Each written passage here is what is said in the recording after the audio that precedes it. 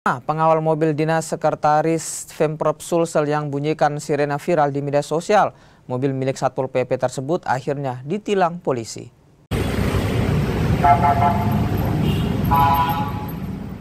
Mobil Satpol PP yang mengawal mobil dinas Sekretaris Pemprov Sulsel ini viral di media sosial. Mobil tersebut berulang kali membunyikan sirena tok-tok wuk-wuk saat melintas di Jalan AP Petarani Makassar, Sulawesi Selatan. Atas viralnya mobil tersebut, polisi pun akhirnya mengambil tindakan.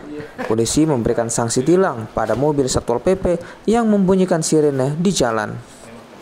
Kemudian tentunya ada beberapa tindakan yang kita berikan kepada pengemudi sehingga supaya hal tersebut tidak terjadi kembali yang dalam tanda kutip bisa mungkin mengganggu atau dianggap oleh masyarakat tidak tepat. Oke, tindakan apa yang diberikan ke si pengemudi? Kita berikan tindakan teguran, tilang teguran kepada pengemudi sehingga nanti supaya tidak dilakukan kembali. Tentunya juga yang paling penting adalah kita memberikan edukasi, kemudian melaksanakan koordinasi kepada instansi terkait, bahkan juga ini sebenarnya kepada seluruh masyarakat agar tidak menggunakan kendaraan.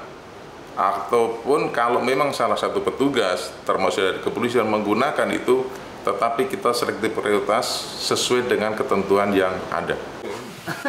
Pihak kepolisian meminta pada masyarakat atau instansi untuk bijak dalam penggunaan strobo ataupun sirine dalam berkendara di jalan raya. Apalagi strobo dan sirine penggunaannya telah diatur. Lampu isyarat warna biru dengan sirene hanya boleh digunakan untuk kendaraan kepolisian.